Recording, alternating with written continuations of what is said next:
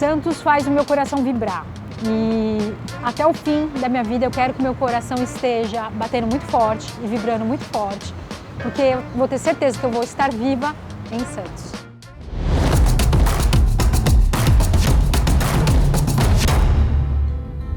Eu nasci em São Paulo e com 22 anos eu fui morar em São Bernardo e eu já tinha a minha vida totalmente programada. Eu vou me casar, vou trabalhar como contadora, vou ter 2 filhos e um dia eu vou me aposentar e vou morar na praia. Esse era o meu plano. Quando você faz planos, Deus ri, porque Deus tem o próprio plano, né? Tem as experiências, a gente acha que vai acontecer uma coisa e pode ser um caminho totalmente diferente. Eu queria engravidar logo desde cedo, desde os meus 20 e poucos anos eu queria ficar grávida e eu só fui conseguir engravidar mesmo com 26 anos e eu precisei fazer tratamento para conseguir engravidar, porque naturalmente não estava acontecendo e eu acabei engordando muito.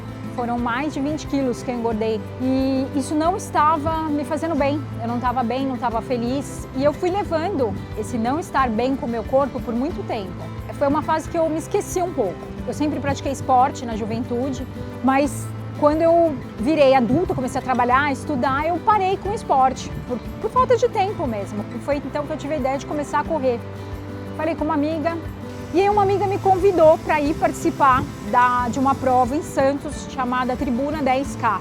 É uma prova muito tradicional aqui de Santos. E eu conheci outras pessoas que também gostavam de correr. Conheci o treinador, conheci a assessoria e foi quando eu comecei a entender como isso funcionava. Comecei a entender como essas provas aconteciam. Esse primeiro momento que eu vim para Santos, para essa corrida específica, a Tribuna 10K, eu achei um ambiente incrível, parecia que a cidade tinha parado para receber os corredores. Então, da largada até a chegada era muito emocionante, porque tinham pessoas torcendo na rua e aquilo tudo me deixou animada. Então eu decidi, eu vou continuar correndo. E logo no primeiro mês que eu comecei realmente com o treinamento, contratei o treinador, eu já quis desistir, porque era muito cansativo e dolorido. Eu comecei a sentir as dores que todo corredor iniciante sente, né? Meu professor não deixou eu parar, ele disse que a gente estava só começando e que eu precisava continuar, então eu não parei. Todas as distâncias na corrida têm o seu chamado, mas eu acho que a maratona ela te convida a ir para um lugar além, ela te faz descobrir alguém mais forte do que você imagina que você é. Porque você falar, não, eu vou mais um pouquinho, mesmo quando você não está afim, é sair totalmente da sua zona de conforto. A distância da maratona seria a minha distância de força, de fazer algo diferente que eu não estava acostumada, porque eu era só uma contadora, uma pessoa comum, com uma vida comum, e naquele momento eu virava algo maior e contava a minha própria história. Eu sabia quem eu era ali, naquele momento. E fui. Então hoje eu sei o que é fazer uma prova, uma maratona sem preparo e o que é você passar pelo treinamento. E hoje eu posso dizer com tranquilidade que a prova em si, ela é só o dia da medalha. A jornada, o preparo é que vai te transformar. Então não dá para pular etapas, porque não é só o sofrimento do dia, mas você perde todo esse preparo até chegar lá. Esse autoconhecimento. Alguma coisa me dizia para continuar correndo. Em 2017 para 2018, eu percebi que meu marido começou a ter espasmos musculares, ele começou a ter alguns problemas de saúde, ele também tinha perdido o emprego, né? Então ele passou um ano bem difícil e novamente eu senti alguma coisa, eu senti que ele não estava bem, eu senti que ele tinha alguma coisa muito maior do que só ter um cansaço. Foi quando ele começou a ter problemas muito sérios de saúde e aí eu levei num especialista, né? E esse neurologista, ele falou que ele tinha esclerose lateral amiotrófica. E esse médico orientou a buscar ajuda sobre a doença. Me foi dito que as pessoas cuidadoras precisavam se cuidar, porque a maioria dos cuidadores, mais de 70%, ou eles morriam ou eles desistiam do processo, porque era muito difícil. E eu olhei aquilo e eu falei, cara, eu sei lidar com uma situação difícil, eu sei suportar. Eu me coloquei durante todos esses anos em processo de treinamento físico para maratona, físico e mental, eu sei aguentar. E realmente a vida dos pacientes com ela é muito difícil. E eu entendi novamente que a corrida ia me salvar. Eu entendi novamente que naquele momento eu ia dar mais um passo, e mais um, e mais um, e mais um. E naquele momento foi o que aconteceu, a corrida me salvou. Porque eu sabia que se eu não me cuidasse, eu não ia cuidar de ninguém. Então a primeira pessoa que tinha que estar bem lá dentro era eu. Depois que eu estivesse bem, eu iria cuidar de todo o resto. Mas se eu não tivesse força para aguentar, para tomar as decisões que eram importantes, não ia para frente. Então eu saía para correr.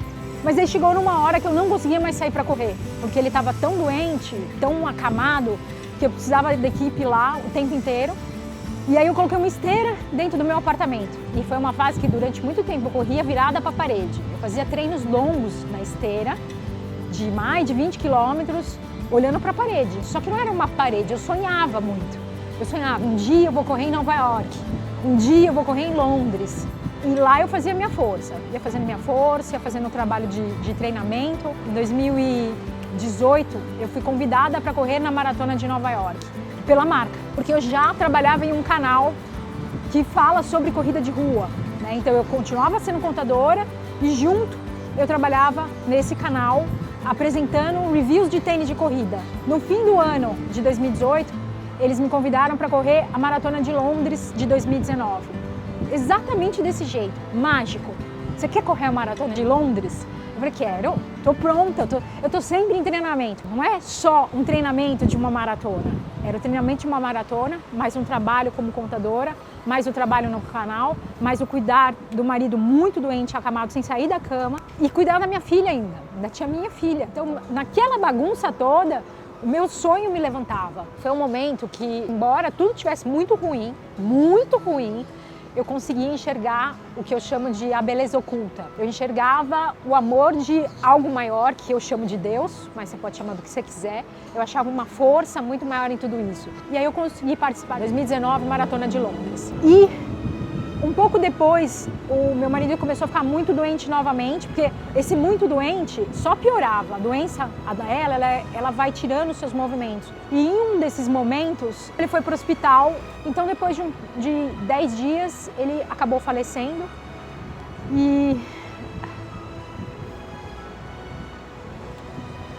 foram os dias mais difíceis da minha vida. Então, eu tive naquele momento a consciência de que a vida é finita, a gente sabe disso, mas ali, quando ela chegou muito próxima, eu senti realmente que é isso, você tem esse período.